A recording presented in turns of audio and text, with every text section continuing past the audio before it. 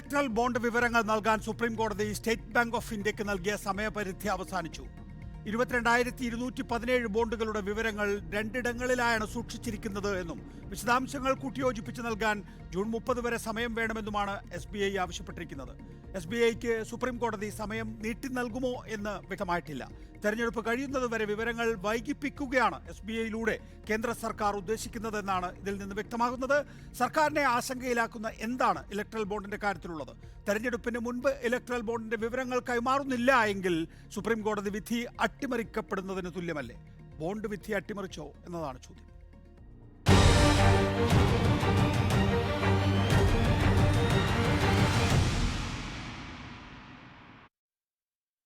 നമ്മോടൊപ്പം ഉള്ളത് PDT ആചാര്യ, മുൻ Lok Sabha secretary general, V Sivadasan MP CPIM, Shama Mohammed Congress, Shabu Prasad വലതുപക്ഷ നിരീക്ഷകൻ, അഡ്വക്കേറ്റ് പ്രശാന്ത് പത്മനാഭൻ സുപ്രീം കോടതിയിലെ അഭിഭാഷകൻ എന്നിവരാണ്. ആദ്യം PDT ആചാര്യയിലേക്ക്. PDT ആചാര്യ, ഇലക്ഷൻ കഴിയുന്നതുവരെ വിവരങ്ങൾ വൈകിപ്പിക്കുകയാണ് SBIയുടെ ഉദ്ദേശം, അല്ലെങ്കിൽ SBIയിലൂടെ കേന്ദ്ര സർക്കാരിൻ്റെ ഉദ്ദേശം എന്ന് ഇതിൽ നിന്ന് വ്യക്തമാവുകയാണ്. അപ്പോൾ സർക്കാരിനെ കുടുക്കുന്ന, ആശങ്കയിലാത്തുന്ന, പരിഭ്രമിപ്പിക്കുന്ന എന്തോ ഇതിലുണ്ട് എന്നാണല്ലോ കരുതേണ്ടത്. പക്ഷേ അതിനപ്പുറത്തേക്ക് ഇലക്ഷന് മുമ്പ് ഈ കാര്യങ്ങൾ വെളിപ്പെടുത്താൻ സുപ്രീം കോടതി തയ്യാറാകുന്നില്ല എങ്കിൽ, അല്ലെങ്കിൽ സുപ്രീം കോടതി നിർദ്ദേശത്തിലൂടെ SBI തയ്യാറാകുന്നില്ല എങ്കിൽ അത് സുപ്രീം കോടതിയിൽ തന്നെ പുറപ്പെടുവിച്ചിട്ടുള്ള ജഡ്ജ്മെൻറ്റിന് എതിരാകില്ലേ? അല്ലെങ്കിൽ ജഡ്ജ്മെൻറ്റ് അട്ടിമറിക്കുന്നതിന് തുല്യമാകില്ലേ അത്? അങ്ങനെയാണ് തോന്നുന്നത്. സുപ്രീം കോടതി ഒരു ഡേറ്റ് ഫിക്സ് ചെയ്തത് പല കാര്യങ്ങളും കണക്കിലെടുത്തായിരിക്കണമല്ലോ. ഇലക്ഷന് മുമ്പ് ഈ വിവരങ്ങൾ മുഴുവൻ പബ്ലിക്കിന്റെ മുമ്പിൽ വന്നിരിക്കണം എന്നുള്ള ഉദ്ദേശത്തോടു കൂടി ആയിരിക്കണമല്ലോ സുപ്രീം കോടതി ആ ഒരു ഡേറ്റ് തന്നെ ഫിക്സ് ചെയ്തത്. അല്ലെങ്കിൽ സുപ്രീം കോടതിക്ക് പറയാമായിരുന്നു ജൂൺ 30 അത് പ്രസിദ്ധീകരിക്കണം എന്ന്. ഇതങ്ങനെയല്ലല്ലോ പറഞ്ഞത്. അപ്പം അതിൻ്റെ അർത്ഥം പല കാര്യങ്ങളും ഇതിൽ ഇൻവോൾവ് ആയിരിക്കുന്ന പല കാര്യങ്ങളും സുപ്രീം കോടതി കണക്കിലെടുത്തുകൊണ്ടാണ് അങ്ങനെ ഒരു ഡേറ്റ് ഫിക്സ് ചെയ്തത്. പക്ഷെ അന്ന് തന്നെ സംശയം ഉണ്ടായിരുന്നു, ഈ SBI ഈ ഒരു ഡേറ്റിനുള്ളിൽ ഈ കാര്യങ്ങളൊക്കെ വെബ്സൈറ്റിൽ ഇടുമോ, ഇത് ഇലക്ഷൻ കമ്മീഷന് കൈമാറുമോ എന്നുള്ള കാര്യം. ഇപ്പോ ഇതിന് ലാസ്റ്റ് സ്റ്റേജിലാണ് സുപ്രീം കോടതിയിൽ SBI പോയിരിക്കുന്നത്, ഡേറ്റ് നീട്ടി കിട്ടണമെന്നും പറഞ്ഞിട്ട്. വാസ്തവത്തിൽ അങ്ങനെ ഡേറ്റ് നീട്ടേണ്ട ആവശ്യമുണ്ടെന്ന് എനിക്ക് തോന്നുന്നില്ല. നമ്മളൊരു ഡിജിറ്റൽ ഏജിലാണല്ലോ ജീവിക്കുന്നത്. ഇപ്പോ നികേഷ് പറഞ്ഞ പോലെ 22,217 മറ്റോ ഉള്ള കേസുകളാണ് ഇതിലുള്ളത്. അപ്പൊ അതിന്റെ ഇൻഫർമേഷൻ വാങ്ങിക്കാനൊന്നും വലിയ പ്രയാസമൊന്നുമുള്ള കാര്യങ്ങളൊന്നും, ഈ ഇൻഫർമേഷനൊക്കെ റെഡിലി അവൈലബിൾ ആണ് അവരുടെ കയ്യിൽ. ഈ കാര്യങ്ങളൊക്കെ തന്നെ അത് എല്ലാം കൂടെ കൊളേറ്റ് ചെയ്തിട്ട് പബ്ലിഷ് ചെയ്യേണ്ട കാര്യമേ ഉള്ളൂ. അതിനൊന്നും അങ്ങനെ ഒരു സമയം എടുക്കേണ്ട കാര്യങ്ങളൊന്നുമില്ല.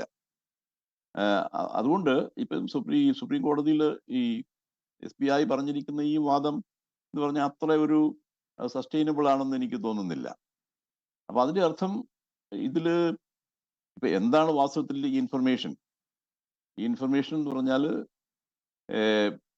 ഭരണകക്ഷിക്ക് വളരെയധികം പൈസ ഈ ഡൊണേഷൻ ഇതിലെ ബോണ്ടിലൂടെ കിട്ടിയിട്ടുണ്ട് എന്നുള്ളതാണ്. അപ്പൊ അത് ആരൊക്കെയാണ് കൊടുത്തത്, എത്രയൊക്കെയാണ് കൊടുത്തത്, അവർക്ക് പിന്നീട് ഗവൺമെന്റ് എന്തെങ്കിലും പ്രത്യേകമായി സഹായം കൊടുത്തിട്ടുണ്ടോ? കാരണം സുപ്രീം കോടതി ഉപയോഗിച്ച വാക്ക് തന്നെ ക്വിഡ് പ്രോക്കോ എന്നാണ്. കോർപ്പറേറ്റ് ഹൗസസ് കൊടുക്കുന്ന പണത്തിന് അവർക്ക് പ്രത്യുപകാരം കിട്ടണം, അങ്ങനെയാണ് അതിന്റെ നില. ക്വിഡ് പ്രോക്കോ ആണ് ഇതിനകത്ത് ഏറ്റവും പ്രധാനപ്പെട്ട കാര്യം. താങ്കൾ ശരിയായ ഘട്ടത്തിലെത്തി നിൽക്കുമ്പോൾ അതിനോടനുബന്ധിച്ച ഒരു ചോദ്യം നോക്കൂ. ഇവിടെ ഏറ്റവും പ്രധാനപ്പെട്ട പാർട്ടി, ഭരിക്കുന്ന ഏറ്റവും പ്രധാനപ്പെട്ട പാർട്ടി BJP, പിന്നീട് കിട്ടിയിരിക്കുന്നത് പ്രധാന പ്രതിപക്ഷ പാർട്ടിക്ക്, അത് കഴിഞ്ഞതിന് ശേഷം പിന്നെ BRS, TMC, BJD, YSR, Congress എന്നീ പാർട്ടികൾക്കാണ്. അതായത് മറ്റ് സംസ്ഥാനങ്ങളിൽ ഭരിക്കുന്ന പാർട്ടികൾക്കും കിട്ടിയിട്ടുണ്ട് എന്നുള്ളതാണ്. ഇതിനേക്കാൾ വലിയ പാർട്ടികൾ വേറെയുണ്ട്. BSPയോ അല്ലെങ്കിൽ സമാജ്വാദി പാർട്ടിയോ RJDയോ ഒക്കെ ഇതിനേക്കാൾ വലിയ പാർട്ടികളാണ്. അവയ്ക്ക് പക്ഷേ ഇതിൽ കുറവാണ് കിട്ടിയിരിക്കുന്നത്. അതുകൊണ്ട് ഒന്ന് ക്വിഡ് പ്രോക്കോ എന്ന് പറയുന്നത് വളരെ വ്യക്തമായി ഈ കിട്ടിയ പാർട്ടി അവർക്ക് എത്രയാണ് കിട്ടിയിരിക്കുന്നത് എന്നതിൽ നിന്ന് തന്നെ വ്യക്തമല്ലേ? അതുകൊണ്ട് തന്നെ ഇപ്പോൾ തൽക്കാലം ഇത് പ്രസിദ്ധീകരിക്കാതിരിക്കണം എന്ന നിലപാട് SBIയിലൂടെ കേന്ദ്ര സർക്കാർ എടുക്കുമ്പോൾ അതിലെന്താണ് കാണേണ്ടത്, സർ? അതിൽ വേണ്ടത് ഇത്രയേ ഉള്ളൂ. പബ്ലിക്കിന്റെ മുമ്പിൽ ഈ കാര്യങ്ങളെല്ലാം വരുമ്പോൾ ഒരുപക്ഷേ ഈ ഇലക്ഷൻ എന്റെ റിസൾട്ടിനെ അത് ബാധിച്ചേക്കാം. പബ്ലിക് ഇതില് അപ്പൊ ഇതിന്റെ ഒരു ഇത് അടങ്ങിയിരിക്കുന്ന ഈ ക്വിഡ് പ്രോക്കോ എന്ന് പറഞ്ഞ ആ ഒരു കാര്യം പബ്ലിക്കിന് മനസ്സിലാകും. അതനുസരിച്ച് ഇലക്ഷനിൽ അതിന് വ്യത്യാസം ഉണ്ടാകും എന്നുള്ളൊരു ധാരണയിലാണ് വാസ്തവം പറഞ്ഞാൽ ഇങ്ങനെ ഇത് ഇപ്പോൾ ഒളിച്ചു വെക്കാൻ അവര് ശ്രമിക്കുന്നത്. അത് പബ്ലിഷ് ചെയ്യാൻ മടിക്കുന്നത് എന്നാണ് എനിക്ക് തോന്നുന്നത്. അല്ലാതെ അതിന് വേറെ കാരണങ്ങളൊന്നുമില്ല. അപ്പൊ പൈസ കൂടുതൽ കിട്ടിയിട്ടുണ്ടെങ്കിൽ ആളുകൾ കൂടുതൽ കൊടുത്തിട്ടുണ്ട് പൈസ അവർക്ക്. അപ്പൊ അത് എന്തിനാണ് കൊടുത്തത് എന്നുള്ളത് ജനങ്ങൾ naturally they will reach their own conclusion. അതൊരു പേടിയായിരിക്കണം ഇതിന്റെ പിമ്പിൽ പ്രവർത്തിക്കുന്നതെന്നാണ് എനിക്ക് തോന്നുന്നത്. അല്ലാതെ അതിന് വേറെ കാരണങ്ങൾ എന്തെങ്കിലും ഉണ്ടെന്ന് എനിക്ക് തോന്നുന്നില്ല. അതാണ്. അപ്പോൾ 2019 ഏപ്രിൽ 12-ന് റെക്കോർഡ്സ് മെയിൻറ്റെയിൻ ചെയ്യാൻ പറഞ്ഞിരുന്നു. ആകെ 22,000 ബോണ്ടുകളേ ഉള്ളൂ. അത് രണ്ടിടത്തായി അതിൻ്റെ രേഖകൾ സൂക്ഷിച്ചിരിക്കുകയാണെന്ന് പറയുമ്പോൾ അതിൻ്റെ ഇരട്ടി രേഖകൾ മാത്രമാണുള്ളത്.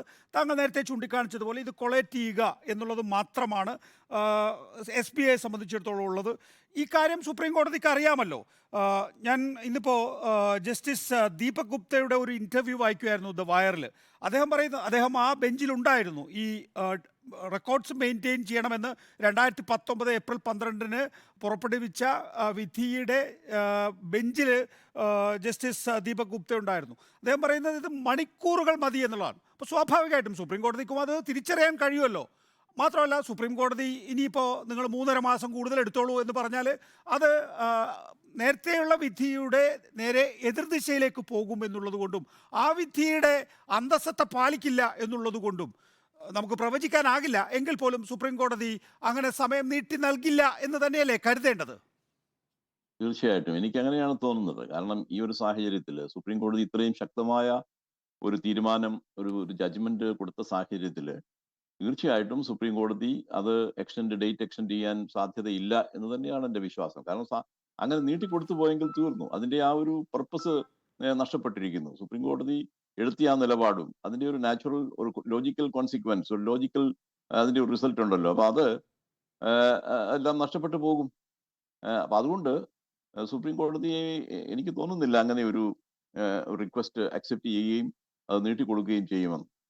എന്തുകൊണ്ടാണ് SBI കരുതുന്നത് ഇങ്ങനെ ഒരു കാര്യം 3.5 മാസം നീട്ടി നൽകാം എന്ന്? അതിൻ്റെ അന്തസ്സത്തയ്ക്ക് വിരുദ്ധമായി ഞങ്ങൾ കോടതിയിൽ ചോദിച്ചാൽ അത് നടന്നു കിട്ടുമെന്ന്. ഇന്നത്തെ കണക്കനുസരിച്ച് SBI എന്ന ഈ രാജ്യത്തെ ഏറ്റവും വലിയ ബാങ്ക് 44 ബില്യൺ അക്കൗണ്ടുകൾ ഒരു ദിവസം ഡീൽ ചെയ്യുന്നുണ്ട്. അങ്ങനെ 44 മില്യൺ അക്കൗണ്ടുകൾ ഡീൽ ചെയ്യുന്ന ഒരു ബാങ്കിന് 44,000 റെക്കോർഡ്സ് കൊളക്ട് ചെയ്യാൻ 3.5 മാസം വേണമെന്ന് പറയാനുള്ള ഔദ്ധത്യം എങ്ങനെ ഉണ്ടാകുന്നു? അല്ല, അതെ, ഇപ്പൊ ഈ നമ്മുടെ ഇന്നത്തെ പൊളിറ്റിക്കൽ സാഹചര്യത്തില് ഇപ്പൊ ഈ നമുക്കൊക്കെ അറിയാവുന്ന കാര്യങ്ങളാണ്. അത് SBI എന്ന് പറയുന്ന ഗവൺമെന്റിന്റെ ഒരു ബാങ്കാണ്. ഗവൺമെന്റിന്റെ കൺട്രോളുള്ള ഒരു ബാങ്കാണ്. അപ്പൊ നാച്ചുറലി അത് എങ്ങനെ പ്രവർത്തിക്കും എന്നൊക്കെ ഉള്ളതിനെ കുറിച്ചൊക്കെ നമുക്ക് ഊഹിക്കാവുന്നതല്ലേ ഉള്ളൂ. അതിനെക്കുറിച്ചൊന്നും പറയേണ്ട കാര്യമൊന്നുമില്ല. അതുകൊണ്ടായിരിക്കണം അവരങ്ങനെ ഒരു നിലപാടെടുത്തത്. പക്ഷെ കുറെ കൂടെ ലോജിക്കലായ, കുറെ കൂടി ഇന്റലിജന്റ് ആയ ഒരു ഒരു ഒരു കാരണം അവർക്ക് കൊടുക്കാമായിരുന്നു. ഇത് കൊളേറ്റ് ചെയ്യാൻ സമയം കിട്ടണം എന്ന് പറയുന്നത് 2 മാസം 3 മാസം സമയം വേണമെന്ന് പറയുന്നത് അത് വളരെ ഒരു ഒരു ഒരു റിഡിക്കുലസ് ആയ ഒരു ഒരു ആർഗ്യുമെന്റ്, ഒരു കാരണമായിട്ടാണ് എനിക്ക് തോന്നുന്നത്. ചുരുക്കത്തിൽ അത് ഈ SBI ക്വിഡ് പ്രോക്കോ ഇതിനകം തന്നെ പ്രൂവ് ചെയ്തു എന്നാണോ കാണേണ്ടത്? അതായത് ഈ രേഖകൾ നൽകാൻ 3.5 മാസം അല്ലെങ്കിൽ ഇലക്ഷൻ കഴിഞ്ഞതിന് ശേഷമേ പറ്റുള്ളൂ എന്ന് പറയുമ്പോൾ പരോക്ഷമായി ക്വിഡ് പ്രോക്കോ പ്രൂവ് ചെയ്യപ്പെട്ടോ? ഒരു കാര്യം ഞാൻ പറയാം. ഈ പൊളിറ്റിക്കൽ പാർട്ടീസ് ഒക്കെ പൈസ വാങ്ങിക്കാറുണ്ട്, നേരത്തെ വാങ്ങിച്ചിട്ടുണ്ട്. അത് പലതിലും ഈ ക്വിഡ് പ്രോക്കോ ഭരണകക്ഷിക്ക് കാശ് കൊടുക്കുന്നത് എന്തിനാണ്? കോർപ്പറേറ്റ് ഹൗസസ് അവരിൽ നിന്ന് പ്രതിഫലം പ്രതീക്ഷിച്ചുകൊണ്ടാണല്ലോ അവർ ചെയ്യുന്നത്. അല്ലാതെ ഈ പ്രൈവറ്റ് കമ്പനിയിൽ കോർപ്പറേറ്റ് ഹൗസസ് മോക്ഷത്തിന് വേണ്ടിയല്ലല്ലോ പ്രവർത്തിക്കുന്നത്. മോക്ഷത്തിന് വേണ്ടിയല്ലല്ലോ അവർ ഈ പൈസ കൊടുക്കുന്നത്. അവർക്ക് പ്രയോജനം കിട്ടണം, അതാണ്. അത് വളരെ സിമ്പിൾ ലോജിക്കാണ്. അപ്പൊ അത് എന്നും ഓപ്പറേറ്റ് ചെയ്തിരുന്നു. ഇന്നിപ്പോ ഈ പ്രാവശ്യം ഇവർ ഈ ആവശ്യമില്ലാതെ ഈ ബോണ്ട് കൊണ്ടുവന്ന് ഈ പ്രശ്നം ഉണ്ടാക്കിയത് കൊണ്ടാണ് ഇപ്പൊ ഇങ്ങനെയുള്ള പ്രശ്നങ്ങൾ ഉണ്ടാകുന്നത് തന്നെ. അല്ലെങ്കിൽ എല്ലാ പൊളിറ്റിക്കൽ പാർട്ടീസും കാശ് വാങ്ങിക്കാറുണ്ട്, പ്രത്യേകിച്ച് ഭരണകക്ഷി. ഇതെന്നും നടന്നുകൊണ്ടിരിക്കുന്ന ഒരു കാര്യമാണ് ഈ രാജ്യത്ത്.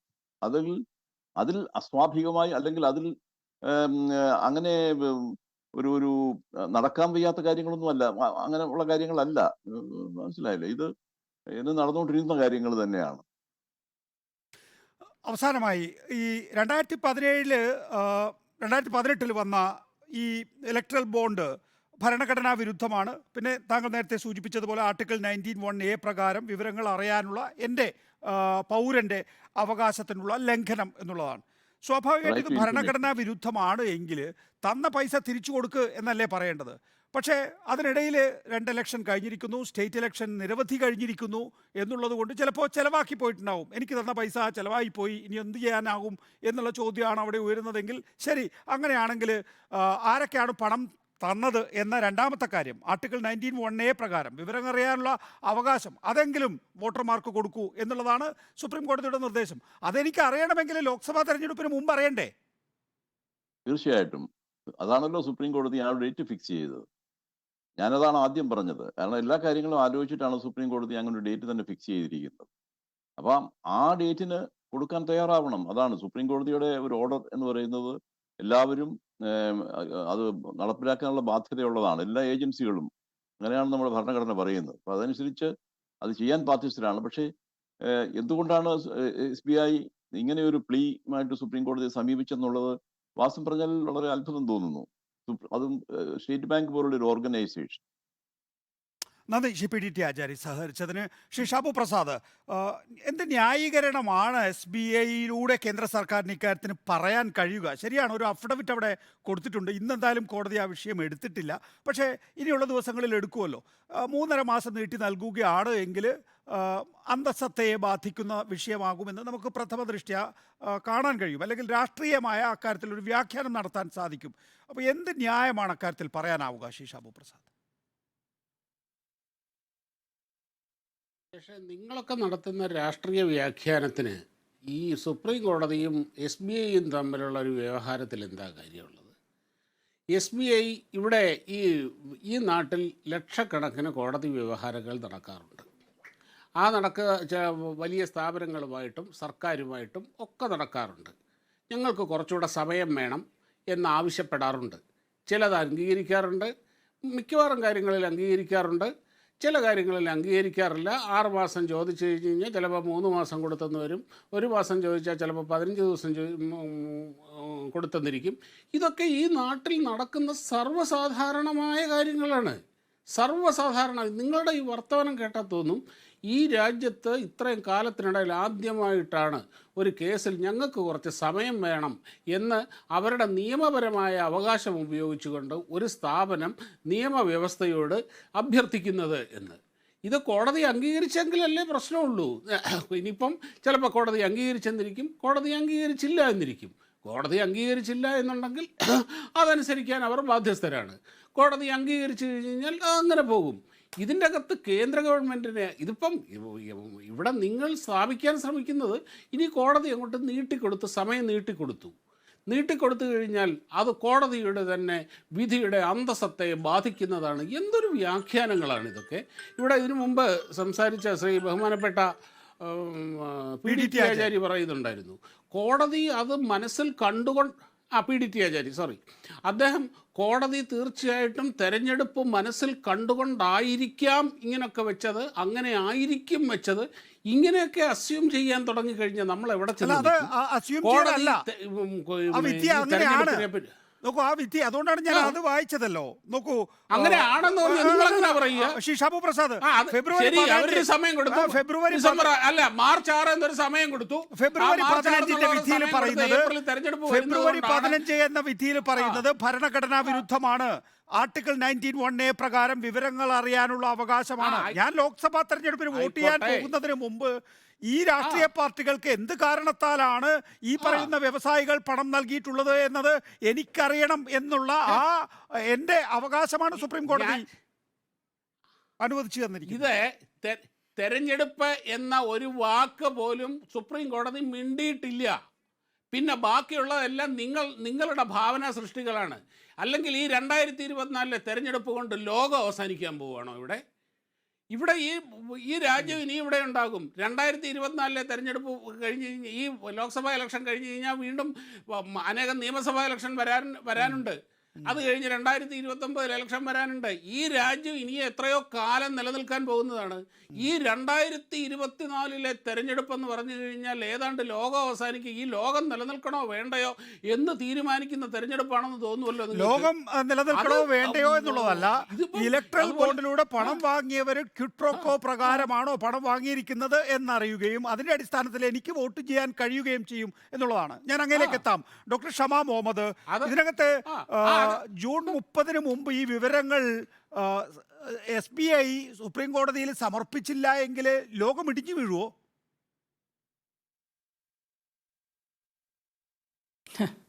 എന്താ പറയുന്നത്, ഇപ്പം ഞാൻ ശ്രീ ഷാബു പ്രസാദ് പറയുന്ന കേട്ടു, എനിക്ക് ചിരിയാ വരുന്നത്. ഇത് ഡെഫിനറ്റ്ലി നിങ്ങൾ പറഞ്ഞ പോലെ ക്വിറ്റ് പ്രോ കോ ആണ്. ഇപ്പം നമുക്ക് മനസ്സിലാക്കേണ്ടത് പറഞ്ഞാൽ അതിൻ്റെ സമയത്ത് 24 തെരഞ്ഞെടുപ്പ് ഏപ്രിൽ മെയിലായിരിക്കും. അപ്പം ഇനിയും അഥവാ അവർ തിരിച്ചു വന്നോ നമുക്കറിയില്ല. പക്ഷേ അവർക്ക് അതിൻ്റെ ശേഷം പിന്നെ അതിൻ്റെ ഫുൾ അത് പിന്നെ ആ കേസ് ക്ലോസ് ആക്കും. പല കാര്യങ്ങളും നടന്നുകൊണ്ടിരിക്കും. ഇപ്പം നമ്മൾ കാരണം ഇലക്ട്രൽ ബോണ്ടിൻ്റെ കേസ് തന്നെ എത്ര കാലം 6 കൊല്ലമായി സുപ്രീം കോർട്ടിൻ്റെ അകത്ത്. അത് ഇതിൻ്റെ മുമ്പേ നമ്മൾ തന്നെ പറയുന്ന കാര്യമായിരുന്നു. സുപ്രീം കോർട്ട് നിർണയം എടുക്കുമ്പം തന്നെ ലേറ്റായിപ്പോയി. പക്ഷേ ഏതായാലും നിർണയം എടുത്തു, നല്ല കാര്യം. പക്ഷെ നിങ്ങൾ മനസ്സിലാക്കണം ഇതിൻ്റെ പിന്നിൽ എന്താ നടന്നതെന്ന് പറഞ്ഞാൽ ഒരു ഫൈനാൻസ് ആക്റ്റാണ് കൊണ്ടുവന്നത് 2017. ആ ആക്ട് കൊണ്ടുവരാൻ, ആ നിയമം കൊണ്ടുവരാൻ പാർലമെൻറ്റിൽ അവർ എത്ര നിയമങ്ങൾ മാറ്റിയെന്നറിയോ? അവർ കമ്പനീസ് ആക്ട് മാറ്റി, അവർ representation of the peoples act മാറ്റി, അവർ FCRA മാറ്റി, അവർ RBI ആക്ട് മാറ്റി. അപ്പം ഇതെല്ലാം അവർ എന്തിനാ മാറ്റിയെന്ന് പറഞ്ഞാൽ ഏറ്റവും ഇമ്പോർട്ടൻ്റ് ആയിട്ടുള്ള കാര്യം എന്ന് പറഞ്ഞാൽ പുറത്തുനിന്ന് ആദ്യം നമുക്കൊരു കമ്പനി പൈസ തരുമ്പം 7% തരാൻ പറ്റും. 3 കൊല്ലത്തിൻ്റെ പ്രോഫിറ്റ് നിന്നാണ് പൈസ തരാൻ പറ്റുള്ളൂ ഒരു കമ്പനി. അത് അവർ സ്റ്റേറ്റ്മെൻറ്റിലുണ്ടാവും ഇയർ എൻഡിൽ. എവിടെയാ ആർക്കാ ഈ ഏത് പൊളിറ്റിക്കൽ പാർട്ടിക്കാ ഡൊണേറ്റ് ചെയ്ത് എത്ര എമൗണ്ടാണ് കൊടുത്തതെന്ന്. ഈ ആക്ട് ഈ ഫൈനാൻസ് ആക്ട് 2017 ജെയ്റ്റ്ലി കൊണ്ടാന്ന് പറഞ്ഞാൽ അതിൽ ഏറ്റവും വലിയ ഇതെന്ന് പറഞ്ഞാൽ പുറത്തുനിന്ന് നിങ്ങൾക്ക് എത്രയോ പൈസ ഒരു പൊളിറ്റിക്കൽ പാർട്ടിക്ക് എടുക്കാൻ പറ്റും ഇലക്ട്രൽ ബോണ്ട്സ് ത്രൂ. അത് പുറത്തുനിന്ന് വരുന്ന പൈസ, അതും ഇറ്റ് ക്യാൻ ബി അനോണിമസ്, ആരും അറിയേണ്ട ആവശ്യമില്ല എത്രയോ എമൗണ്ട് നിങ്ങൾ കണ്ട. അപ്പോൾ അതിൻ്റെ ശേഷമാണ് ഈ ഷെൽ കമ്പനീസ് കൂടിയത്. ഈ ഷെൽ കമ്പനീസിന് കുറേ പൈസ ഇങ്ങോട്ട് വരും. അപ്പോൾ അത് ശരിക്കും ക്വിറ്റ് പ്രോക്കോ. ഇപ്പോൾ ഒരു വലിയ കമ്പനി ഉണ്ട്, അവർക്കൊരു മൈനിങ് പോളിസി മാറ്റണമെന്ന് പറയും. അപ്പോൾ ഗവൺമെൻറ് പറയും ഞങ്ങൾ ചെയ്തുതരാം, പക്ഷേ നിങ്ങൾക്കറിയാലോ ഇലക്ട്രൽ ബോണ്ട്സ് ഈ എമൗണ്ട് എടുക്കണം. അപ്പോൾ ഈ ഇലക്ട്രൽ ബോണ്ട്സ് പൈസ എവിടെ നിന്നാണ് വരുന്നത്? ഷെൽ കമ്പനീസ് പുറത്തുനിന്ന് നേരെ വരും. ബിക്കോസ് ഞങ്ങളുള്ള സമയത്ത് നമ്മൾ ഇതൊന്നും മാറ്റിയിട്ടില്ല. ഞങ്ങൾ പറഞ്ഞതെന്ന് പറഞ്ഞാൽ നിങ്ങൾ അക്കൗണ്ടിൽ അത് ഉണ്ടാവും. പിന്നെ 2000 റുപ്പീസിൻ്റെ അധികം നമ്മൾ കൊടുത്തു കഴിഞ്ഞാൽ നമുക്കറിയാം അത് എഴുതണമെന്ന്. അപ്പം അതെല്ലാം ഞങ്ങൾ കൃത്യ നിയമം ഇതാണ് നമ്മൾ പോയത്. അപ്പം ഇതെന്ന് പറയുന്നത് ഞാൻ ഇന്നും പറയുന്ന അന്നും പറഞ്ഞത് ഇന്ത്യയുടെ ചരിത്രത്തിൽ ഏറ്റവും വലിയ സ്കാമാണ് ഇലക്ട്രൽ ബോണ്ട്സ്. നിങ്ങൾ മനസ്സിലാക്കൂ, അനോണിമസ് ആൻഡ് അൺഅക്കൗണ്ടബിൾ. എത്ര വേണമെങ്കിൽ നിങ്ങൾക്ക് പൈസ അയക്കാം. അപ്പോൾ എവിടെയാണ്? അപ്പോൾ ഇതാണ് ഈ ക്വിറ്റ് പ്രോ ആണ് എക്സ്പോസ് ചെയ്യാണ്ടിരിക്കാനാണ് SBI. നിങ്ങൾക്ക് എല്ലാവർക്കും അറിയാം 48 കോടി അക്കൗണ്ട്സ് ഉള്ള SBI, 60,000 ATMs ഉണ്ട്, 22,000 ബ്രാഞ്ചസ് ഉണ്ട്. അപ്പോൾ ഇത്ര വലിയൊരു ബാങ്ക്, പുറത്തും നമുക്ക് ATMs ഉണ്ട് SBIൻ്റെ. അവർക്ക് ഒരു ദിവസത്തിനോ 2 ദിവസത്തിനുള്ളിൽ ഇത് തരാൻ പറ്റില്ല എന്നാണ് അത് നമുക്കറിയാം. അതും അപ്പോൾ ഇതിൽ നമുക്ക് മനസ്സിലാക്കേണ്ട the central government is even controlling that. അവരത്രക്കും കൺട്രോൾ ചെയ്യാൻ അവരെല്ലാം ഇപ്പം എടുത്ത് ED, CBI, IT ഡിപ്പാർട്ട്മെൻറ്റ് എല്ലാം, ഇൻക്ലൂഡിങ് അവർ biggest bank in this country. അപ്പം നിങ്ങൾ മനസ്സിലാക്കണം, ഇനി അവർ തിരിച്ചു വന്ന ഭരണഘടന വരെ മാറ്റുന്നതെന്ന് ഷുവറാ. there is no denying that. Doctor Shama Muhammad, അതാണ് പ്രാഥമികമായി താങ്കൾക്ക് പറയാനുള്ളത്. റിസൈൻ ചെയ്തു, രാജിവെച്ചു, പാർട്ടി ജോയിൻ ചെയ്തില്ലേ? യെസ്, ഞാൻ വരാം. ജഡ്ജിന്റെ കാര്യമാണ് ഡോക്ടർ വി ശിവദാസൻ. ഇന്നിപ്പോൾ സുപ്രീം കോടതി നിശ്ചയിച്ച സമയം കഴിഞ്ഞിരിക്കുന്നു എന്നുള്ളതാണ്. ഇന്ന് നമ്മൾ ചർച്ച ചെയ്യുന്നതും അതുകൊണ്ടാണ്. ഇന്ന് വൈകുന്നേരം വരെ കോടതി അത് എടുത്തിട്ടില്ല എന്നുള്ളതാണ്. ഇപ്പോൾ നേരത്തെ പറഞ്ഞതുപോലെ ഡോക്ടർ ഷമാ മുഹമ്മദ് ചൂണ്ടിക്കാണിച്ചതുപോലെ എല്ലാ സ്ഥാപനങ്ങളെയും കീഴടക്കിയിരിക്കുന്നു എന്നുള്ളതാണ്. ഇക്കാര്യത്തിൽ സുപ്രീം കോടതിയുടെ ഒരു ശക്തമായ ഇടപെടൽ ഉണ്ടാകും എന്ന് വിശ്വസിക്കുന്നുണ്ടോ ഡോക്ടർ വി ശിവദാസൻ? ഇതിൽ നമ്മളെ സംബന്ധിച്ചിടത്തോളം അമ്പരപ്പിക്കുന്ന ഒരു കാഴ്ചയാണല്ലോ കണ്ടുകൊണ്ടിരിക്കുന്നത്. സുപ്രീം കോടതിയുടെ നേരത്തെയുള്ള വിധി വളരെ സുപ്രധാനമായിട്ടുള്ള വിധിയാണ്. ഇലക്ട്രൽ ബോണ്ടുമായി ബന്ധപ്പെട്ടിട്ടുള്ള സ്വീകരിച്ചിട്ടുള്ള എല്ലാ വിധത്തിലുള്ള തുകയും എല്ലാ രാഷ്ട്രീയ പാർട്ടികളുടെയും state bank of India supreme കോടതിയിൽ അതിൻ്റെ വിശദാംശങ്ങൾ നൽകുകയും വെബ്സൈറ്റിൽ അത് പ്രസിദ്ധീകരിക്കുകയും ചെയ്യണമെന്ന് പറഞ്ഞിട്ടുള്ളത് വളരെ സുപ്രധാനവും നമുക്കെല്ലാം സന്തോഷം നൽകുന്നതായിട്ടുള്ള വിധിയാണ്. ഇന്ത്യയുടെ ജനപ്രാതിനിധ്യ നിയമത്തിൻ്റെ വകുപ്പുകൾ അമെൻഡ് ചെയ്ത് IT act, income tax act amend ചെയ്ത് അങ്ങനെയൊക്കെ 936 reserve bank of India act ഉൾപ്പെടെ അമെൻഡ് ചെയ്തിട്ടാണ് നമ്മുടെ ഈ ഇലക്ട്രൽ ബോണ്ട് ഇംപ്ലിമെൻ്റ് ചെയ്തിട്ടുള്ളത്. അതിലൂടെ 6000 കോടിയിലധികം രൂപ ഇലക്ട്രൽ ബോണ്ടായിട്ട് BJP സ്വീകരിച്ചു. ഇലക്ട്രൽ ബോണ്ടിലൂടെ ഒരു നായാ പൈസ സ്വീകരിക്കില്ല എന്ന് തീരുമാനമെടുത്ത ഒരു രാഷ്ട്രീയ പാർട്ടിയുടെ CPIMൻ്റെ പ്രതിനിധിയാണ് ഞാൻ. കോൺഗ്രസിൽ നിന്നും BJPയിൽ നിന്നും വ്യത്യസ്തമായി ഞങ്ങളെ സംബന്ധിച്ചിടത്തോളം ഇലക്ട്രൽ ബോണ്ടിനെ കുറിച്ച് അഭിപ്രായം പറയുന്നതിന് ധാർമ്മികമായി കോൺഗ്രസിനേക്കാൾ BJPയേക്കാൾ മറ്റ് പല പാർട്ടികളെക്കാളും ധാർമ്മിക അവകാശം ഞങ്ങൾക്കുണ്ട്. കാരണം സുപ്രീം കോടതിയിൽ ഉൾപ്പെടെ ഈ ഇലക്ട്രൽ ബോണ്ടിനെതിരായി പടപൊരുതിയിട്ടുള്ള പാർട്ടിയാണ് CPIM. അപ്പോൾ ഈ കോൺഗ്രസും BJPയും ഇലക്ട്രൽ ബോണ്ടിനോട് തുടക്കം മുതലേ എടുത്തിട്ടുള്ള ഒരു സമീപനമുണ്ട്. അത് കിട്ടുന്ന പൈസയൊക്കെ വാങ്ങിയെടുക്കാം എന്നുള്ള സമീപനമാണ്. 2000 രൂപയിൽ കൂടുതൽ പണം വാങ്ങുമ്പോൾ നാം കാണിക്കേണ്ടുന്ന, കണക്ക് കൊടുക്കുമ്പോൾ കാണിക്കേണ്ടുന്ന അക്കൗണ്ട് ബുക്കിൽ എഴുതി എല്ലാ വർഷവും രാഷ്ട്രീയ പാർട്ടികൾ 20,000 തെരഞ്ഞെടുപ്പ് കമ്മീഷന് കണക്ക് സബ്മിറ്റ് ചെയ്യണമല്ലോ. 20,000 രൂപയിൽ കൂടുതലുള്ള തുക 20,000 രൂപയിൽ കൂടുതലുള്ള തുക വാങ്ങുന്ന വഴിയിൽ കണക്ക് സബ്മിറ്റ് ചെയ്യുമ്പോൾ ഈ CPIM ഉൾപ്പെടെയുള്ള പാർട്ടികൾ അനുഭവിക്കേണ്ടി വരുന്ന പ്രയാസങ്ങൾ, അത് കണക്ക് കൊടുക്കുന്നതിൻ്റെതുമായി ബന്ധപ്പെട്ടല്ല, പല വിധയിലുള്ള അനാവശ്യമായിട്ടുള്ള ചോദ്യങ്ങളും റൈസ് ചെയ്ത് ബുദ്ധിമുട്ടിപ്പിക്കുന്നതിന് വേണ്ടി നടത്തിയിട്ടുള്ള ശ്രമങ്ങൾ എല്ലാവർക്കും അറിയുന്ന കാര്യമാണ്. എന്നാൽ ഇവിടെ കോടിക്കണക്കിന് രൂപ ഇൻകം ടാക്സിന് ഉപയോഗപ്പെടുത്തി, ED ഉപയോഗപ്പെടുത്തി, കമ്പനികളെ ഭീഷണിപ്പെടുത്തി സ്വരൂപിക്കാൻ ഉൾപ്പെടെ അവസരം കിട്ടുകയാണ് BJPക്ക്. അങ്ങനെ 300 കോടിയിലധികം രൂപ ആ ഇനത്തിൽ സ്വരൂപിച്ചു എന്നുള്ളതാണല്ലോ വന്നിട്ടുള്ള വിവരങ്ങൾ. EDയെ അയച്ച് അവിടങ്ങളിൽ നിന്ന് ഇലക്ട്രൽ ബോണ്ട് സ്വരൂപിക്കുക. ED എന്നുള്ളത് ഒരു പിരിവുകാരുടെ സംഘമാക്കി മാറ്റുക, ITയെ പിരിവുകാരുടെ സംഘമാക്കി മാറ്റുക, അതുവഴി electoral bond doctor V Sivadasan, ഇപ്പോൾ SBIയിലൂടെ കേന്ദ്ര സർക്കാർ ഈ വിവരങ്ങൾ കൈമാറുന്നില്ല തെരഞ്ഞെടുപ്പിന് മുമ്പ് എന്ന് തീരുമാനിച്ചതിലൂടെ ഈ സുപ്രീം കോടതി തന്നെ ആശങ്കപ്പെട്ട ക്വിഡ് പ്രോക്കോ യഥാർത്ഥത്തിൽ പരോക്ഷമായി തെളിയുകയാണോ? നേരത്തെ ഞാൻ PDT ആചാര്യയോടുള്ള ചോദ്യത്തിൽ ഉൾക്കൊള്ളിച്ചതുപോലെ ഈ ക്വിഡ് പ്രോക്കോ എന്ന് പറയുന്നത് ഒരു ഞാനൊരാൾക്ക് ഒരു നിശ്ചിത തുക സംഭാവനയായി നൽകുമ്പോൾ ആ സംഭാവനയ്ക്ക് പകരമായി എനിക്ക്, ഇപ്പോൾ നേരത്തെ ഡോക്ടർ ഷമാ മുഹമ്മദ് ചൂണ്ടിക്കാണിച്ചതുപോലെ നയപരമായ മാറ്റമായിരിക്കാം, അല്ലെങ്കിൽ വേറെ ഏതെങ്കിലും തരത്തിൽ എൻ്റെ ലൈസൻസ് പുതുക്കി നൽകുന്നതായിരിക്കാം. ആ നിലയിലാണ് ഈ പറയുന്ന പണമൊക്കെ തന്നെയും രാഷ്ട്രീയ പാർട്ടികൾക്ക്, പ്രത്യേകിച്ച് കേന്ദ്രം ഭരിക്കുന്ന രാഷ്ട്രീയ പാർട്ടികൾക്ക്, സംസ്ഥാനം ഭരിക്കുന്ന രാഷ്ട്രീയ പാർട്ടികൾക്കാണ് കൂടുതലായി തുക പോയിട്ടുള്ളത് എന്നത് പരോക്ഷമായി തെളിഞ്ഞു എന്നാണോ ഡോക്ടർ വി ശിവദാസൻ താങ്കൾ വിശ്വസിക്കുന്നത്? സ്റ്റേറ്റ് ബാങ്ക് ഓഫ് ഇന്ത്യയുടെ അഭ്യർത്ഥന എന്നുള്ളത് കേന്ദ്ര സർക്കാരിൻ്റെ നിർദ്ദേശപ്രകാരമാണ്. സ്റ്റേറ്റ് ബാങ്ക് ഓഫ് ഇന്ത്യ നേരത്തെയും സ്റ്റേറ്റ് ബാങ്ക് ഓഫ് ഇന്ത്യയും കേന്ദ്ര സർക്കാരും ഇത്തരത്തിലുള്ള ഉപകാര സ്മരണകൾ ചെയ്തു കൊടുത്തിട്ടുള്ള നിരവധിയായിട്ടുള്ള അനുഭവങ്ങൾ നമ്മുടെ മുമ്പ് കിടക്കുകയാണ്.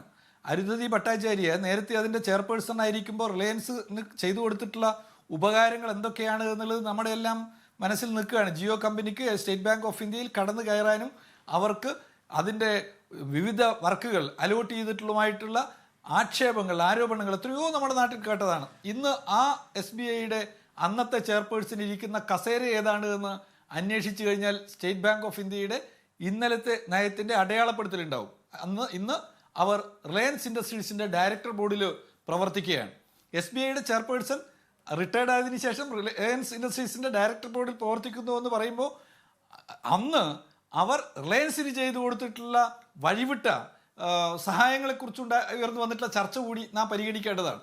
അപ്പം ഇങ്ങനെയുള്ള ആളുകളാണ് സ്റ്റേറ്റ് ബാങ്ക് ഓഫ് ഇന്ത്യയുടെ ചെയർപേഴ്സൺ ഉൾപ്പെടെയുള്ള തലങ്ങളിൽ ഇരിക്കുന്നത് എന്നുള്ളത് നമുക്കറിയാവുന്ന കാര്യമാണ്. ശരി, ദയവായി തുടരുക ഡോക്ടർ വി ശിവദാസൻ. ഞാൻ ഒരിക്കൽ കൂടി താങ്കളിലേക്ക് വരുന്നുണ്ട്. അഡ്വക്കേറ്റ് പ്രശാന്ത് പത്മനാഭൻ, ഇന്നാണ് സമയപരിധി അവസാനിക്കുന്നത്. പക്ഷേ ഇന്ന് സുപ്രീം കോടതി അത് ലിസ്റ്റ് ചെയ്തിട്ടില്ല. ആരെങ്കിലും മെൻഷൻ ചെയ്യുമെന്നായിരുന്നു രാവിലെ വിചാരിച്ചിരുന്നത്. പക്ഷേ ആ നിലയിൽ മെൻഷനിങ്ങും ഉണ്ടായില്ല. കോടതി SBIയുടെ ഈ സത്യവാങ്മൂലത്തെ എങ്ങനെയാണ് പരിഗണിക്കുക? എന്താണ് ഇനി അതിൻ്റെ നടപടിക്രമം?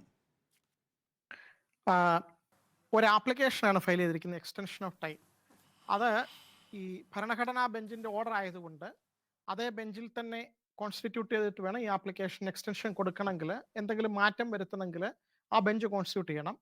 കോൺസ്റ്റിറ്റ്യൂട്ട് ചെയ്തിട്ട് എനിക്ക് നേരത്തെ ശ്രീ PDT ആചാര്യ പറഞ്ഞതിൽ നിന്ന് ചെറിയൊരു വ്യത്യാസം തോന്നുന്നത്, നേരത്തെ താങ്കൾ പറഞ്ഞതുപോലെ ജസ്റ്റിസ് ദീപക് ഗുപ്ത പറഞ്ഞതുപോലെ കുറച്ച് സമയം കൊടുക്കാൻ സാധ്യതയുണ്ട്. ഈ ഉം.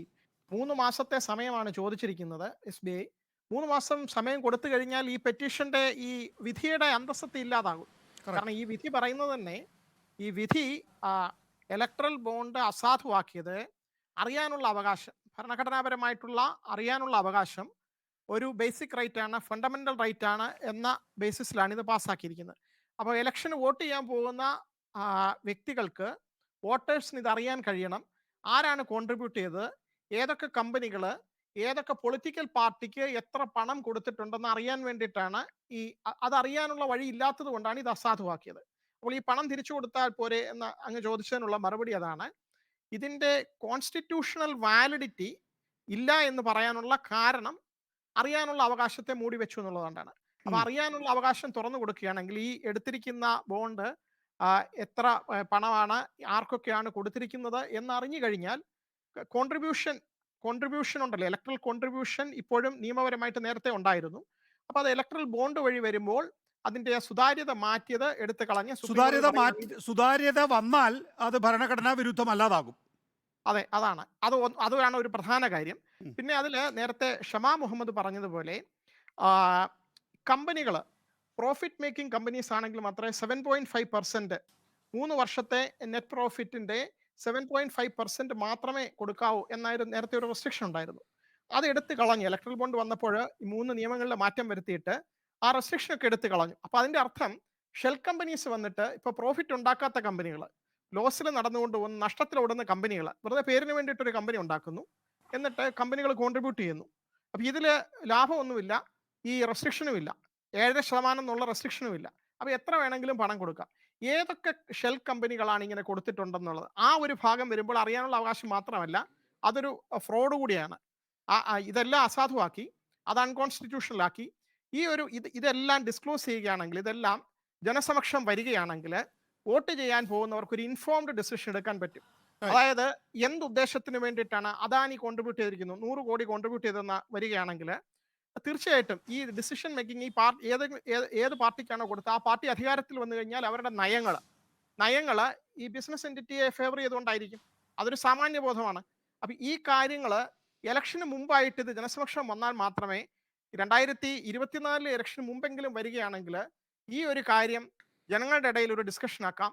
ഇതിന്റെ പുറത്ത് പ്രതിപക്ഷ പാർട്ടികൾക്ക് ഇത് വളരെ പ്രധാനപ്പെട്ട പോയിന്റാണ് അഡ്വക്കേറ്റ് പ്രശാന്ത് പത്മനാഭൻ താങ്കൾ പറയുന്നത്. ഡോക്ടർ ഷമാ മുഹമ്മദ് നേരത്തെ ചൂണ്ടിക്കാണിച്ചതുപോലെ തന്നെ സ്വാതന്ത്ര്യാനന്തര ഇന്ത്യയിലെ ഏറ്റവും വലിയ സ്കാമായി ഇത് മാറുകയാണോ? അങ്ങനെയാണെങ്കിൽ ഈ വിവരങ്ങൾ അതിൽ എന്തൊക്കെ വെളിച്ചം തെളിക്കും എന്നുള്ളതാണ് കാണേണ്ടത്.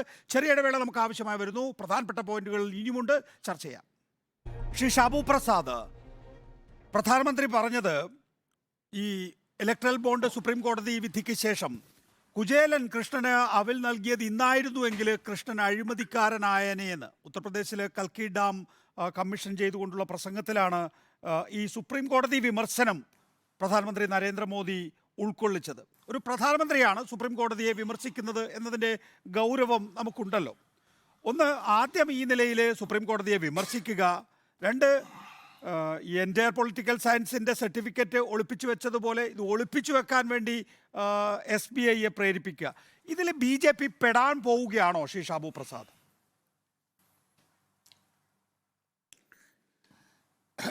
തീർച്ചയായും നികേഷിൻ്റെ ആഗ്രഹങ്ങളെയും സ്വപ്നങ്ങളെയും അത് ചെയ്യാനുള്ള അവകാശത്തിനെയൊന്നും ഞാൻ നിഷേധിക്കുന്നില്ല. താങ്കൾക്ക് തീർച്ചയായിട്ടും അതിനുള്ള എല്ലാ അവകാശവും ഈ നാട്ടിലുണ്ട്. അത് താങ്കൾ തുടർന്നുകൊള്ളുക, അതിൻ്റെ അകത്ത് കുഴപ്പമൊന്നുമില്ല.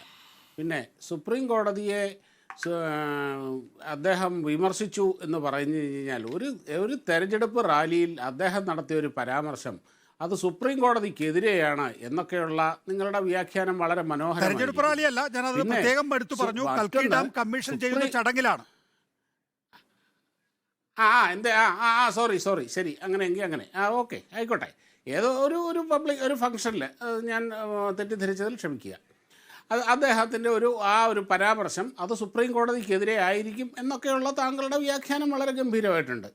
അത് പ്ലീസ് കീപ്പ് ഇറ്റ് അപ്പ്. പിന്നെ സുപ്രീം കോടതി വിധിയെ അല്ലെങ്കിൽ നമ്മുടെ കോടതി വിധിയെ ഇത്രത്തോളമൊക്കെ ബഹുമാനത്തോടുകൂടിയും ആരാധനയോടുകൂടിയൊക്കെ MV നികേഷ് കുമാർ കാണുന്നു എന്നുള്ള കാര്യത്തിൽ എനിക്ക് വളരെ സന്തോഷവും അഭിമാനവും തോന്നുന്നു. കാരണം താങ്കൾക്ക് ഇഷ്ടമില്ലാത്ത ഒരു വിധി അത് വളരെ സന്തോഷം. താങ്കൾക്ക് ഇഷ്ടമല്ലാത്ത ഒരു വിധി വരുമ്പോൾ ഈ അതല്ല തീർച്ചയായിട്ടും ഞാൻ അങ്ങേറ്റം നന്നായിട്ട് അഭിനന്ദിക്കുക തന്നെയാണ് ചെയ്യുന്നത്. അതായത് ഇവിടെ അയോധ്യാവിധി വന്നപ്പോൾ സുപ്രീം കോടതി ഫാസിസ്റ്റ് കോടതിയായിരുന്നു. ഇവിടെ ആർട്ടിക്കിൾ 370-ക്കെതിരെയുള്ള ഹർജി തള്ളിയപ്പോൾ സുപ്രീം കോടതി ഫാസിസ്റ്റ് കോടതിയായിരുന്നു. ഇവിടെ പിന്നെന്താണ് ബൂർഷ്വാ കോടതി തുലയട്ടെ എന്ന് പറഞ്ഞുകൊണ്ട് ഇവിടെ നടത്തിയ നിങ്ങളുടെ തലശ്ശേരിയിലാണ് അതിൻ്റെ പ്രകടനങ്ങളൊക്കെ നടന്നിട്ടുള്ളത്. അങ്ങനെ നിങ്ങൾക്കിഷ്ടമില്ലാത്ത വിധികൾ വന്നപ്പോഴൊക്കെ ഈ കോടതിയെയും നിയമവ്യവസ്ഥയെയും സർക്കാർ സ്വാധീനിക്കുന്നു, ഫാസിസത്തിന് വഴങ്ങുന്നു, അപ്പിടി ഇപ്പിടി എന്തെല്ലാമായിരുന്നു നിങ്ങൾ പറഞ്ഞ ആ വാക്കുകളൊന്നും ഇപ്പോഴും നമ്മുടെ ഈ അന്തരീക്ഷത്തിൽ തങ്ങി നിൽക്കുന്നുണ്ട്. അപ്പോഴാണ് പ്രധാനമന്ത്രി പറഞ്ഞ ഡിഫെൻഡ് ചെയ്യാൻ വേറെ വഴിയില്ലാതാകുമ്പോൾ ആരാണോ ആ വാദം ഉന്നയിച്ചത് ആ ആളെ പരിഹസിക്കുക, കളിയാക്കുക, ഇതൊക്കെ അത് കഴിഞ്ഞല്ലോ, ആ സെഗ്മെന്റ് കഴിഞ്ഞല്ലോ. ഇനി താങ്കൾ കാര്യത്തിലേക്ക് കിടക്കൂ. ഞാൻ ചോദിച്ച ചോദ്യത്തിലേക്ക് വരൂ. ആദ്യം വിമർശനം ഉന്നയിക്കുന്നു. നോക്കൂ, 10,48,000 ഡോക്യുമെന്റ് മാത്രമേ ഉള്ളൂ. അത് SBIയുടെ കയ്യിലുണ്ട്. അതെടുത്ത് സുപ്രീം കോടതി 3 ആഴ്ചത്തെ സമയം കൊടുത്തിരുന്നു. ആ 3 ആഴ്ചത്തെ സമയത്തിനുള്ളിൽ കൊടുത്ത പ്രശ്നം കഴിഞ്ഞു ശ്രീ ഷാബു പ്രസാദ്. പക്ഷെ സുപ്രീം കോടതി തന്നെ ഈ ക്വിഡ് പ്രോക്കോ എന്ന് പറയുന്നത് നേരത്തെ ചർച്ചയിൽ പങ്കെടുത്ത PDT ആചാര്യയുടെ വാചകമൊന്നുമല്ല, സുപ്രീം കോടതിയുടെ വാചകമാണ്. ആ ക്വിഡ് പ്രോക്കോ ഉണ്ടോ ഇല്ലയോ എന്നറിയുന്നതിന് വേണ്ടിയാണ് സുപ്രീം കോടതി SBIയോട് ആവശ്യപ്പെട്ടിട്ടുള്ളത് ഡോക്യുമെന്റ് തരാൻ. ഡോക്യുമെന്റ് കൊടുക്കാൻ എന്താ മടി?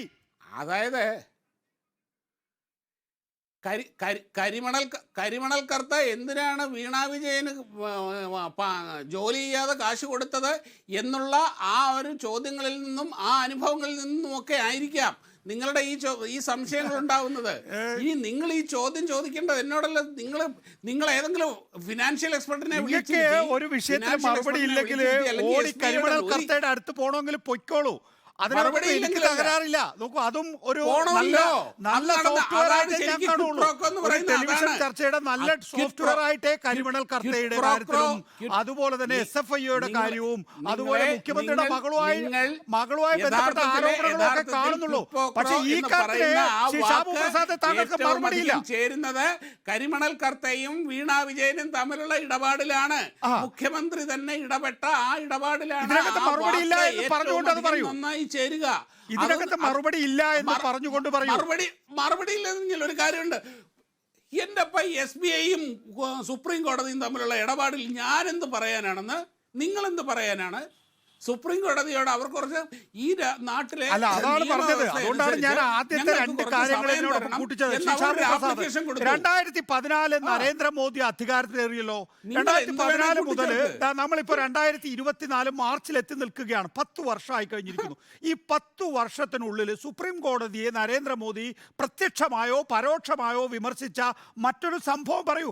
അതാ നേരത്തെ ഡോക്ടർ ഷമാ മുഹമ്മദ് ചൂണ്ടിക്കാണിച്ചിട്ടുള്ളത്. ഇത് സ്വാതന്ത്ര്യാനന്തര ഇന്ത്യയിലെ ഏറ്റവും വലിയ സ്കാം ആണെന്ന് അല്ല എന്ന് താങ്കൾ വാദിക്കണമെങ്കിൽ ഇതിനു മുമ്പും സുപ്രീം കോടതിയെ നരേന്ദ്രമോദി പ്രധാനമന്ത്രി പദത്തിൽ എത്തിയ ശേഷം വിമർശിച്ചിട്ടുണ്ട്.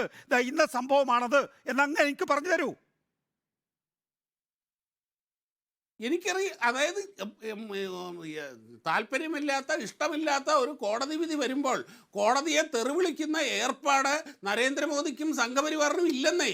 അത് നിങ്ങളുടെ ഏർപ്പാടാണ്. അല്ല, അതെങ്ങനെയാണ് ഞങ്ങളുടെ ഏർപ്പാടാവുക ശ്രീ ഷാബു പ്രസാദ്? ഞാൻ എന്നെയാണ് ഉദ്ദേശിക്കുന്നതെങ്കിൽ ഞാനൊക്കെ സാധാരണ പൗരനാണല്ലോ. നിങ്ങൾ ഉദ്ദേശിക്കുന്നത് ഇനി അപ്പൊ ഇന്ത്യ എന്ന് പറയുന്ന ബ്ലോക്കിനെയാണ് എങ്കിൽ ഇന്ത്യ ബ്ലോക്ക് ശരിയായ വിധി വരുമ്പോൾ അതിനെ സ്വാഗതം ചെയ്യാറുണ്ട്, തെറ്റായ വിധി വരുമ്പോൾ അതിനെ വിമർശിക്കാറുണ്ട്. അത് ഭരണഘടനാനുസൃതമായി അവർക്ക് ഒരു പൗരൻ എന്നുള്ള നിലയിൽ ഒരു രാഷ്ട്രീയ പാർട്ടി എന്നുള്ള നിലയിൽ അവർക്ക് കിട്ടിയിട്ടുള്ള അവകാശമാണ് ശ്രീ ഷാബു പ്രസാദ്. അക്കാര്യത്തിലൊന്നും ഒരു തർക്കമില്ല. നോക്കൂ, പക്ഷെ പ്രധാനമന്ത്രിയും നിങ്ങളും, അതായത് പ്രധാനമന്ത്രിയും BJPയും, ഷാബു പ്രസാദ് അല്ല BJPയും എപ്പോഴും പറയാറുള്ളത് സുപ്രീം കോടതി അനുകൂല വിധി പ്രകടിപ്പിച്ചാലും പ്രതികൂല വിധി പറഞ്ഞാലും ഞങ്ങൾ ഒരുപോലെ സ്വാഗതം ചെയ്യുന്നതാണല്ലോ.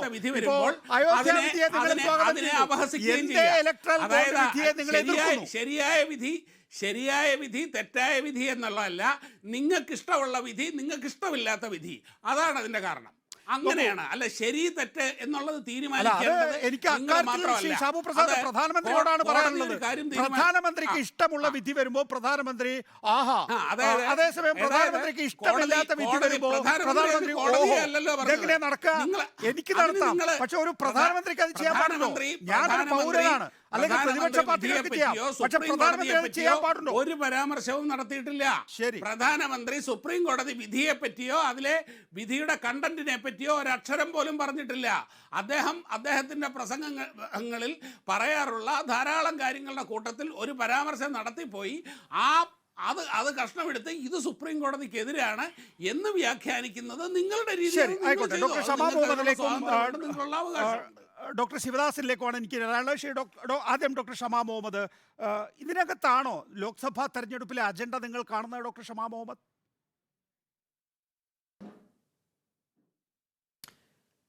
ഇതൊരു മുഖ്യ കാരണം തന്നെ. പക്ഷെ എനിക്ക് അതിൽ വരുന്ന മുമ്പേ ഡോക്ടർ ശിവദാസൻ കുറച്ച് കാര്യങ്ങൾ പറഞ്ഞിട്ടുണ്ട്. അദ്ദേഹം എന്താ പറഞ്ഞത്, CPM മാത്രം ഇലക്ട്രൽ ബോണ്ട്സ് എടുത്തിട്ടില്ല, മറ്റേ പാർട്ടീസ് എടുത്തിട്ടുണ്ടെന്ന്.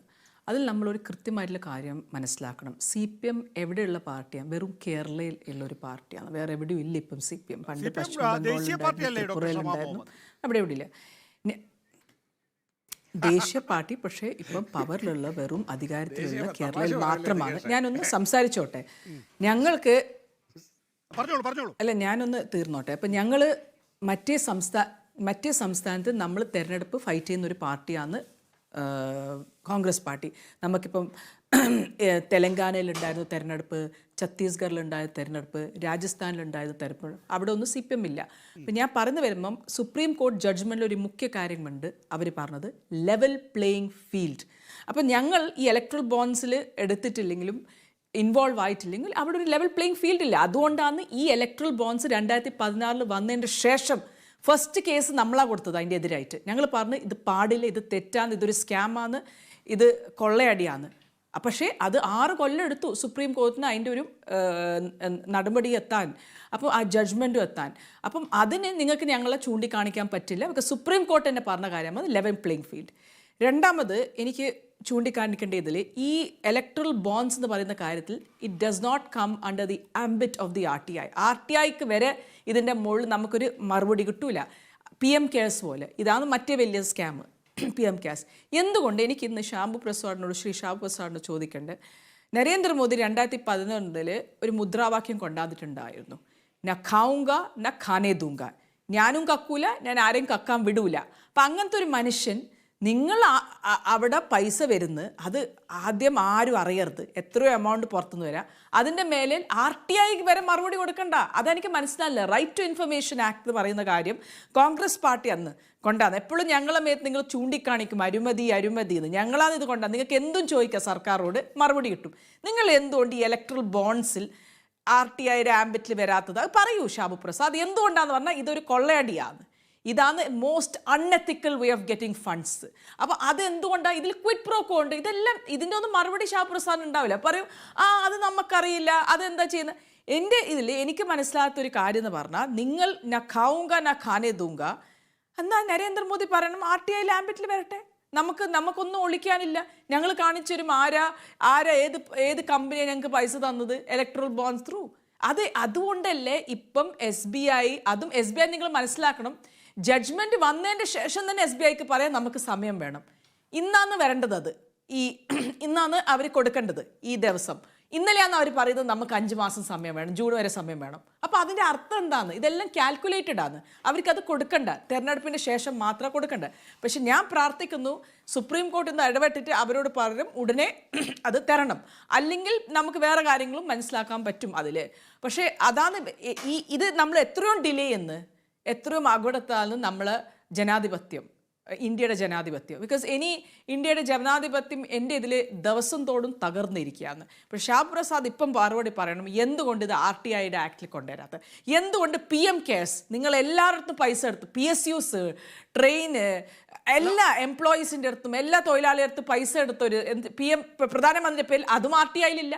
അപ്പോൾ എന്ത് കക്കിലായത് നമുക്കറിയണമല്ലോ. ഇതല്ലേ സ്കാം. നിങ്ങൾ പറയും ഞങ്ങളെല്ലാം അവിടെ കാണിച്ചു കൊടുക്കും. ഇതിന്റെ മറുപടി ഇപ്പം പറയണം, എന്തുകൊണ്ട് നിങ്ങൾ ഇത് RTI ആക്ടിൽ വരാത്തത് പറയാൻ പറ്റുമോ ഷാബു പ്രസാദ്? ഇനി ഡോക്ടർ വി ശിവദാസൻ അതിന് മറുപടി പറഞ്ഞോളൂ. അതായത് CPM ഒരു ചെറിയ രാഷ്ട്രീയ പാർട്ടി ആയതുകൊണ്ടാണ് CPM ശിവദാസൻ അല്ല, ഷാബു പ്രസാദ് മറുപടി പറയേണ്ടത്. അല്ലല്ല, അത് വരട്ടെ, ഞാൻ ശിവദാസനിലേക്ക് പോട്ടെ.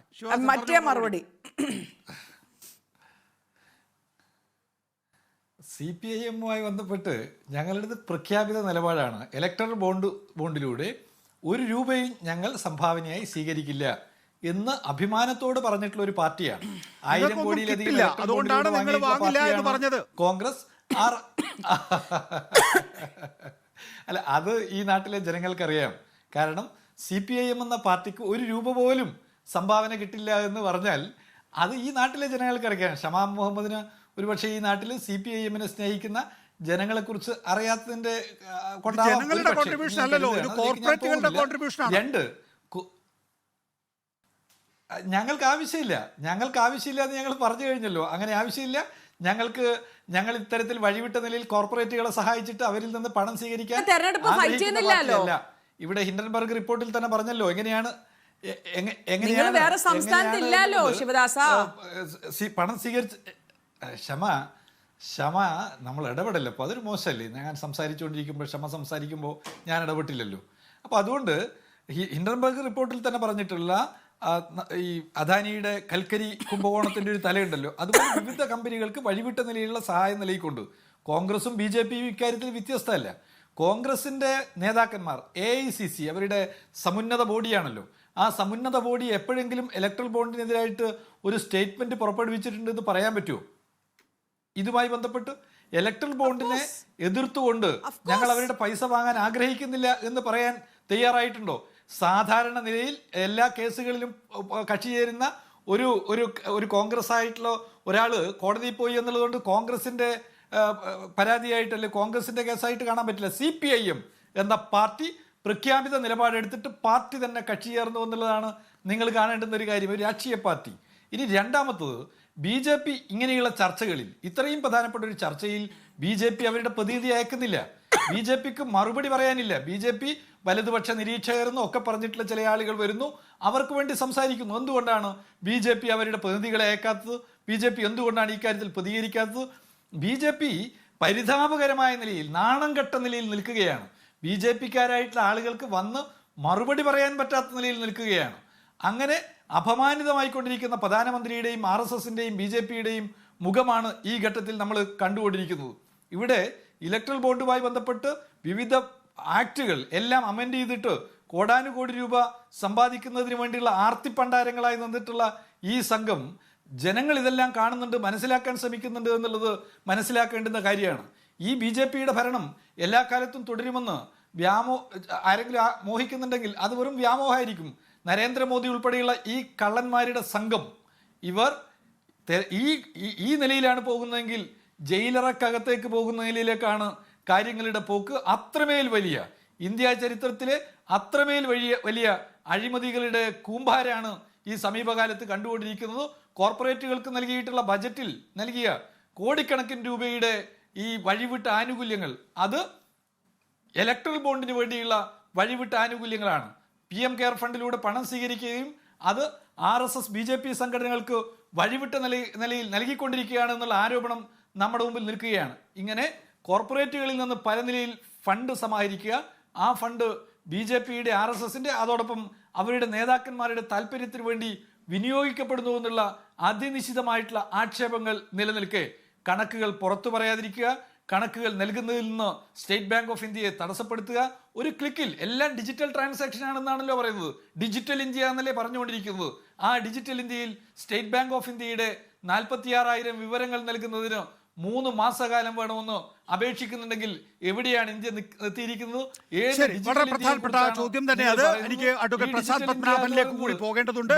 പക്ഷേ ഒരു ചെറിയ അഡ്വക്കേറ്റ് പ്രശാന്ത് പത്മനാഭൻ, ഈ വിഷയത്തിന് വലിയ മാനങ്ങളുണ്ട് എന്നുള്ളത് കൊണ്ടാണല്ലോ ഇന്നിപ്പോൾ ഇതൊരു വലിയ വിഷയമായി ഉയർന്നു വന്നിരിക്കുന്നത്. നമുക്കറിയാവുന്നതുപോലെ 2019 ലോക്സഭാ തെരഞ്ഞെടുപ്പ് ലോകം കണ്ട ഏറ്റവും ചെലവേറിയ തെരഞ്ഞെടുപ്പാണ് എന്ന് ബ്ലൂംബർഗ് വിലയിരുത്തിയിട്ടുണ്ട്. $8.7 ബില്യൺ രാഷ്ട്രീയ പാർട്ടികൾ 2019 ലോക്സഭാ തെരഞ്ഞെടുപ്പിൽ മാത്രം ചെലവഴിച്ചിട്ടുള്ളത്.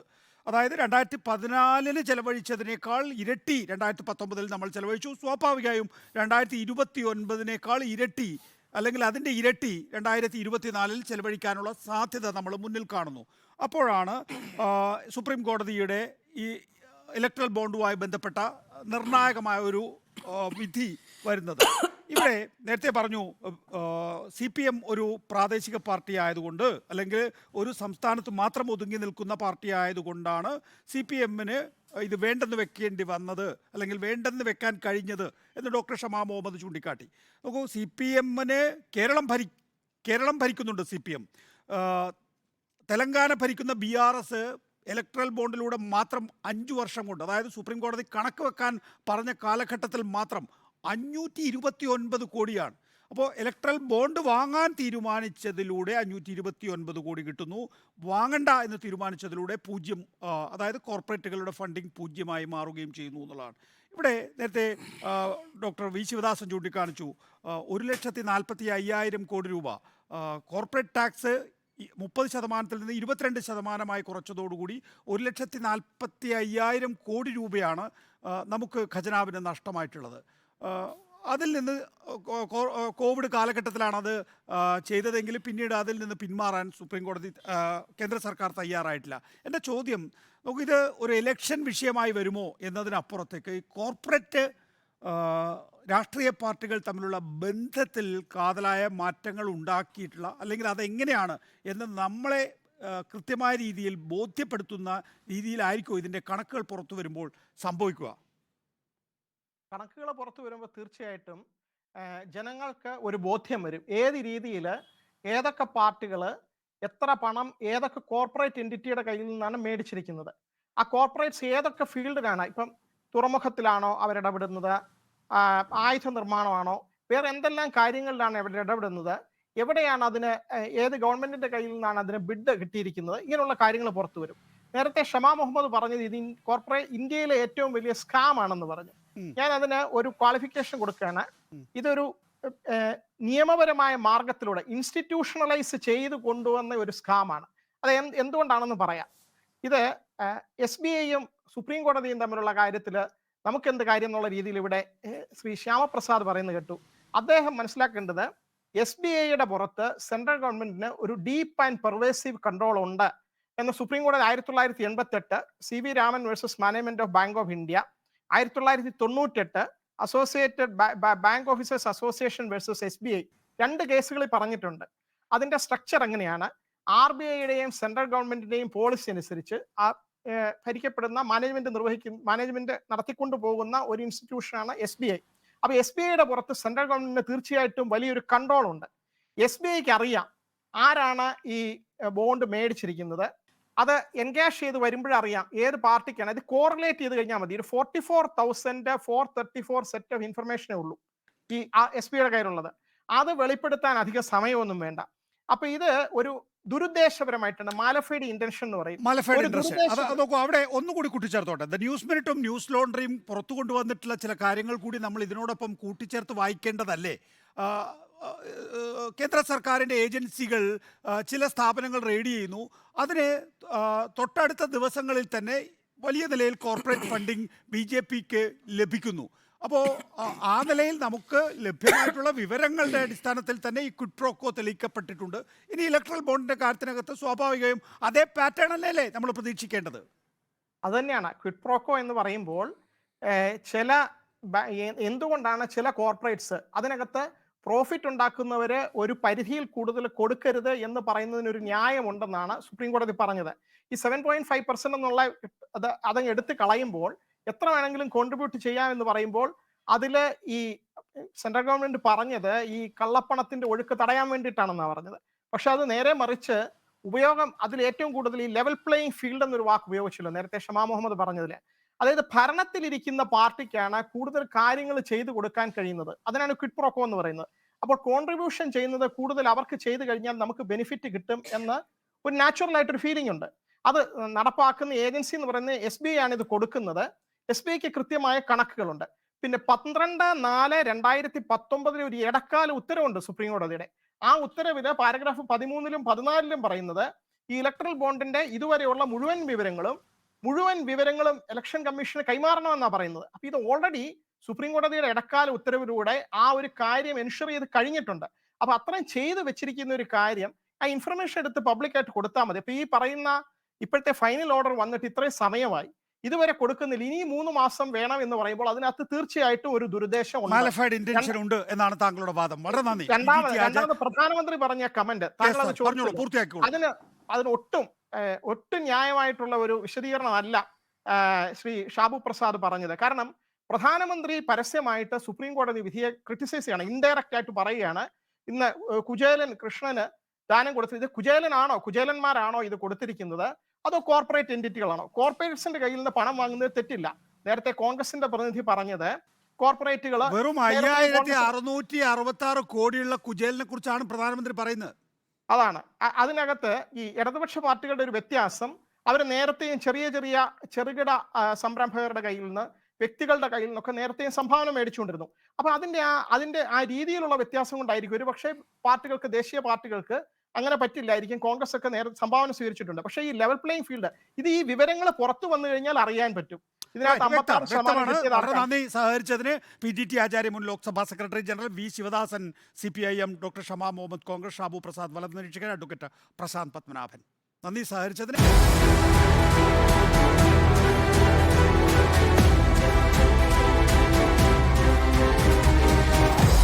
Debate with MV Nikesh Kumar.